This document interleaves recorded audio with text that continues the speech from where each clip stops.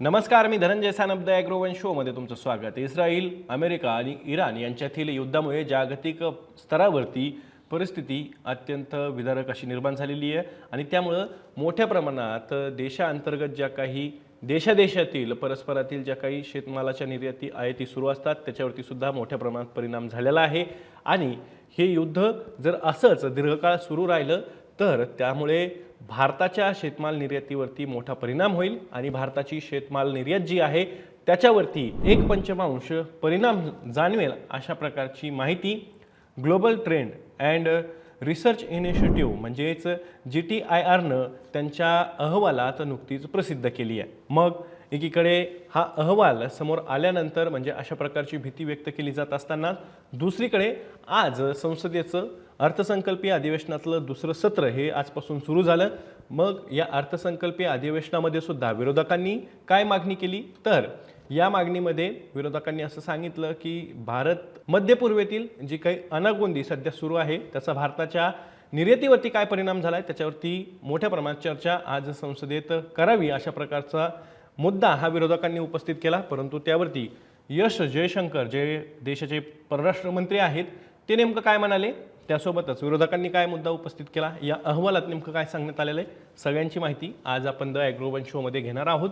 त्यामुळे तुम्ही व्हिडिओ शेवटपर्यंत नक्की बघा. तर GTIRनं सांगितलंय की युद्धामुळं जर दीर्घकाळ अशीच परिस्थिती निर्माण झाली म्हणजे हीच परिस्थिती पुढे राहिली तर भारताच्या शेतमाल निर्यातीवरती एक पंचमांश प्रमाणात फटका बसण्याची शक्यता आहे.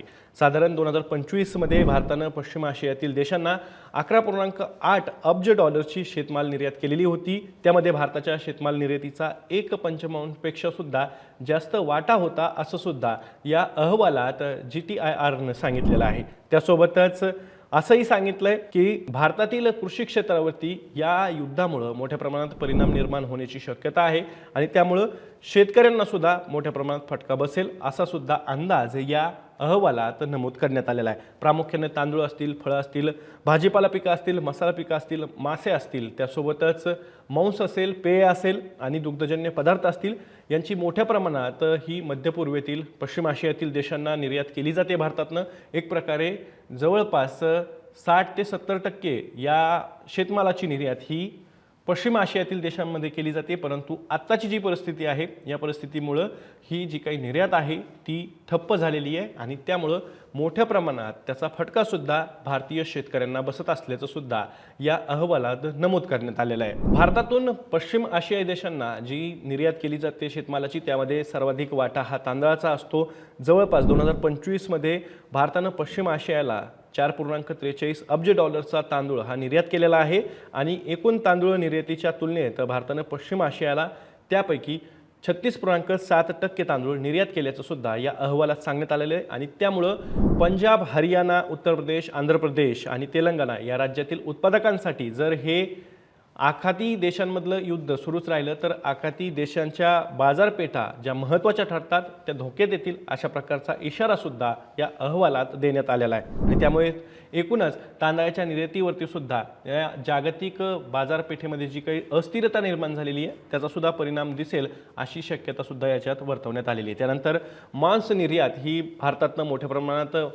पश्चिम आशियाई देशांमध्ये केली जाते आणि त्यामध्ये जवळपास 70% अधिक जे मांस जातं भारतातनं निर्यात केलं जातं पश्चिम आशियाई देशांमध्ये केलं जातं. आणि त्यामध्ये मेंढी असेल, शेळीचं मांस असेल, त्यासोबतच ताजं आणि गोठवलेलं गोमांस असेल, सुकं खोबरं असेल, केळी, जायफळ, वेलची, बियर आणि जायफळ गदा आदींचा समावेश आहे आणि त्यामुळे निर्यातीला धक्का बसण्याची शक्यता सुद्धा या पार्श्वभूमीवरती वर्तवली जाते. त्यानंतर बटर, दुग्धजन्य चरबी, शीतपेय, नारळ, पाम बियांचं तेल, तंबाखू उत्पादनं, ताज्या भाज्या, चीज, दही, ताजी फळं, सूर्यफूल, कापूस बियांचं तेल, सिगारेटची निर्यात सुद्धा पश्चिम आशियाला भारतातून केली जाते. या शेतमालाची 40 ते 60% निर्यात ही पश्चिम आशियामधील बाजारपेठेमध्ये केली जाते आणि त्यातनं सुद्धा भारताला मोठ्या प्रमाणात चलन हे मिळत असतं.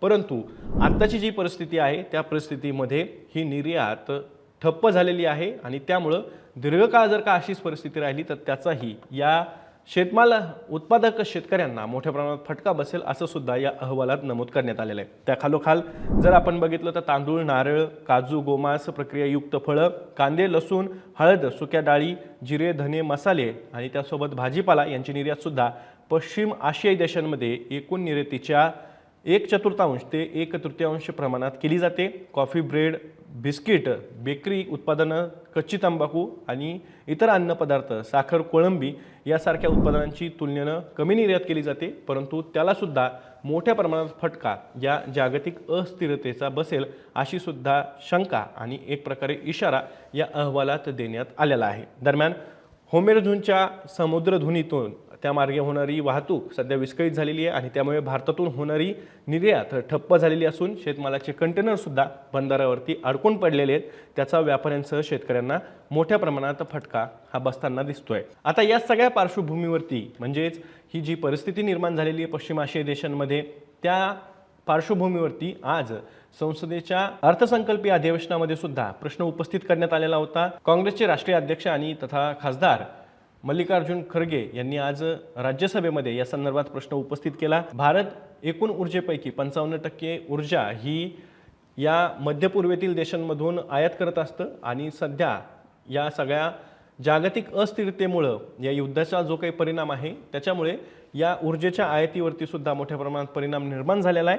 तर यावरती नेमकं केंद्र सरकार काय भूमिका घेतंय असा प्रश्न सुद्धा त्यांनी उपस्थित केला राज्यसभेमध्ये आणि त्यासोबतच आज लोकसभेमध्ये सुद्धा या संदर्भात चर्चा करावी अशी मागणी सुद्धा विरोधकांनी केलेली होती, परंतु यावरती लोकसभा आणि राज्यसभेत परराष्ट्र मंत्री एस जयशंकर यांनी एक निवेदन आज म्हणजेच सोमवारी हे दिलं आणि त्यामध्ये अशी माहिती दिली की इराण आणि त्यासोबतच इस्रायल अमेरिकेमध्ये सध्या जे काही घडतंय त्यावरती भारत ही लक्ष ठेवून आहे। पंतप्रधान नरेंद्र मोदी यांनी अलीकडेच त्याचा आढावा सुद्धा घेतलाय। त्यासोबतच या परिस्थितीचा भारताला सुद्धा मोठ्या प्रमाणात फटका बसत असल्याचं सुद्धा परराष्ट्र मंत्री एस जयशंकर यांनी आज राज्यसभेमध्ये सांगितलं। यावेळी मल्लिकार्जुन खरगे यांनी एक प्रश्न उपस्थित केला की या सगळ्या परिस्थितीमध्ये भारताचे जे काही नागरिक पश्चिम आशियाई देशांमध्ये आहेत, इराणमध्ये आहेत, इस्रायलमध्ये आहेत, त्यांच्यावरती सुद्धा या सगळ्यामध्ये हल्ला झालाय आणि ते मृत्युमुखी पडल्याचं सुद्धा खासदार खरगे हे म्हणाले आणि त्यावरती सुद्धा परराष्ट्र मंत्री जयशंकर यांनी उत्तर दिलं। त्यावेळेस ते असं म्हणाले की पंतप्रधान नरेंद्र मोदी घडामोडींवरती बारकाईनं लक्ष ठेवून आहेत। संबंधित मंत्रालय प्रभावी प्रतिसादासाठी समन्वय साधतायत। कॅबिनेट कमिटी ऑफ सिक्युरिटीची 1 मार्च रोजी पंतप्रधानांच्या अध्यक्षतेखाली बैठक झाली। त्या बैठकीत इराणमधील हवाई हल्ले आणि त्यानंतर अनेक आखाती देशांमध्ये झालेल्या हल्ल्यांबद्दल माहिती देण्यात आली आहे। PSSला या देशातील भारतीय नागरिकांच्या सुरक्षिततेबद्दल काळजी आहे असं सुद्धा परराष्ट्र मंत्री एस जयशंकर यांनी आज राज्यसभेमध्ये निवेदनाच्या माध्यमातून स्पष्ट केलेलं आहे। हे सगळं घडत असताना देशांतर्गत महागाई ही या सगळ्या पार्श्वभूमीवरती वाढते का असा प्रश्न सुद्धा आज लोकसभेमध्ये उपस्थित करण्यात आलेला होता आणि याच प्रश्नावरती केंद्रीय अर्थमंत्री निर्मला सीतारामन यांनी उत्तर आज लोकसभेमध्ये लेखी स्वरूपात दिलेलं आहे। त्यामध्ये त्यांनी असं सांगितलं की कच्च्या तेलाच्या किमती म्हणजेच क्रूड ऑइलच्या किमती ह्या प्रति बास्केट साधारण 80.16 डॉलरवरती पोहोचलेल्या आहेत, म्हणजेच त्या बॅरल इतक्या पोहोचलेल्या आहेत, परंतु मागच्या काळात जर का बघितलं तर त्या 69.1 डॉलर प्रति बॅरल इतकी होती, परंतु त्यामध्ये मोठ्या प्रमाणात वाढ झालेली आहे। हे क्रूड ऑइलच्या किमतीत वाढ झालेली असली तरीही देशांतर्गत जे काही तेल दर आहेत ते मात्र अजूनही नियंत्रणात आहेत। जर पुढच्या काळात देशातील तेल दर हे नियंत्रणाच्या बाहेर गेले म्हणजे महागाई वाढली तर त्यासाठी सुद्धा उपाययोजना ह्या केंद्र सरकारच्या पातळीवरती आखल्या जातील अशा प्रकारचं स्पष्टीकरण सुद्धा केंद्रीय अर्थमंत्र्यांनी आज लेखी उत्तरात लोकसभेमध्ये दिलेलं आहे। केंद्रीय अर्थमंत्र्यांनी त्यांच्या उत्तरात असंही सांगितलं की भारतातील किरकोळ महागाईचा दर गेल्या काही वर्षात कमी झालाय। 2023-24 मध्ये 5.4% असलेला महागाई दर 2024-25 मध्ये 4.6%वर आलाय, तर 2025-26 म्हणजेच एप्रिल ते जानेवारी या कालावधीत तो 1.8% पर्यंत खाली आला असून जानेवारी 2026 मध्ये महागाई 2. 75% इतकी होती, जी रिझर्व्ह बँकेच्या 4% प्लस मायनस 2% या मर्यादेच्या खालच्या टप्प्याच्या जवळ असल्याचं सुद्धा केंद्रीय अर्थमंत्र्यांनी त्यांच्या आजच्या लेखी उत्तरामध्ये संसदेत सांगितलेलं आहे। त्यासोबतच महागाई नियंत्रणात ठेवण्यासाठी सुद्धा केंद्र सरकारच्या पातळीवरती विविध प्रयत्न हे सुरू असल्याचं सुद्धा अर्थमंत्र्यांनी स्पष्ट केलेलं आहे। मॉनिटरी पॉलिसी कमिटीनं फेब्रुवारी 2025 पासून एकूण 125 बेसिस पॉईंट्सनं धोरणात्मक व्याजदर कमी केल्याचं सुद्धा केंद्रीय अर्थमंत्र्यांनी त्यांच्या उत्तरात सांगितलंय। याशिवाय केंद्र सरकारनं महागाई कमी करण्यासाठी अनेक प्रशासकीय आर्थिक उपाय केल्याचं सुद्धा त्या म्हणाल्या। यात अन्नधान्याचे बफर साठे वाढवणं म्हणजे संरक्षित साठे वाढवणं, खुल्या बाजारात धान्य विक्री करणं, तुटवडा असताना आयात सुलभ करणं, त्यासोबतच काही वस्तूंवरती निर्यात निर्बंध लावणं, साठेबाजी रोखण्यासाठी स्टॉक लिमिट लागू करणं, भारत ब्रँड अंतर्गत अनुदानित दरात अन्नपदार्थ विक्री करणं अशा उपायांचा समावेश केल्याचं सुद्धा त्या म्हणाल्या। तर इंधनावरील कर कमी करणं, अन्नधान्य आणि भाजीपाल्यासाठी बाजार हस्तक्षेप योजना राबवणं आणि साठवण क्षमतेत वाढ करणं यासारख्या उपाययोजना देखील केंद्र सरकारकडून राबवण्यात आल्यानं महागाई नियंत्रणात असल्याचं सुद्धा केंद्रीय अर्थमंत्री त्यांच्या उत्तरात म्हणाले। एकूणच काय तर पश्चिम आशियाई देशांमध्ये भूराजकीय अस्थिरता जी निर्माण झालेली आहे, जो संघर्ष तणाव निर्माण झालेला आहे, त्याचा फटका त्याची झळ सुद्धा भारतीय शेतकऱ्यांना ही मोठ्या प्रमाणात बसते आणि त्यामुळे आता महागाई सुद्धा वाढवून ग्राहकांना सुद्धा त्याचा फटका बसेल की काय अशी परिस्थिती निर्माण झालेली आहे। या सगळ्या पार्श्वभूमीवरती जर का आपण बघितलं तर केंद्रीय अर्थमंत्र्यांनी असं सांगितले, जे उपाय सांगितलेत महागाई नियंत्रणात आणण्यासाठी ते मात्र शेतकऱ्यांच्या हितावरती घाला घालणारे आहेत आणि त्यामुळं या एकूणच जागतिक परिस्थितीमध्ये शेतकऱ्यांना सुद्धा मोठ्या प्रमाणात त्याची झळ बसण्याची शक्यता आहे। यापूर्वी आपण बघितलेलं आहे, द्राक्ष असतील, आंबा असतील, कांदा असेल, त्यासोबत हळद असेल, तांदूळ असेल, या विविध शेतमालाची जी काही निर्यात आहेत त्यांचे कंटेनर हे भरून बंदरावरती अडकून पडलेले आहेत आणि त्यामुळे व्यापाऱ्यांना आणि शेतकऱ्यांनाही त्याचा मोठ्या प्रमाणात फटका बसतोय। एकूणच निर्यात जर का ठप्प झाली, असाच पुढच्या काळात सुद्धा संघर्ष हा दोन्ही तिन्ही देशांमधला राहिला तर पुढच्या काळात सुद्धा भारतीय शेतकऱ्यांना त्याचा मोठ्या प्रमाणात फटका हा बसू शकतो, अशा प्रकारचा अहवाल सुद्धा ग्लोबल ट्रेंड अँड रिसर्च इनिशिएटिव्हनं प्रसिद्ध केलेला आहे। त्यामुळं या सगळ्या परिस्थितीमध्ये शेतकऱ्यांचं हित सांभाळायचं असेल आणि निर्यात तशीच सुरू ठेवायची असेल तर इतर देशांसोबत सुद्धा मोठ्या प्रमाणात व्यापारी करार हे केले पाहिजेत, अशा प्रकारची सूचना सुद्धा या सगळ्या अहवालामध्ये करण्यात आलेली आहे। म्हणजेच इतर देशांचे जे पर्याय आहेत, एकाच देशांवरती फक्त निर्यातीसाठी अवलंबून न राहता इतर देशांकडे सुद्धा जाणं गरजेचं असल्याचं सुद्धा या अहवालात सांगण्यात आलेलं आहे। एकूणच काय तर आज हा अहवाल समोर आला, त्यानंतर मोठ्या प्रमाणात या संदर्भात चर्चा सुद्धा सुरू झाली आणि दुसरीकडे संसदेत सुद्धा या सगळ्यांचे पडसाद आपल्याला पाहायला मिळाले। तुम्हाला या सगळ्याबद्दल काय वाटतंय? तुमची प्रतिक्रिया कमेंट बॉक्समध्ये नक्की कमेंट करून सांगा। मी तुर्तास तरी या माहितीसोबत इथेच थांबतोय।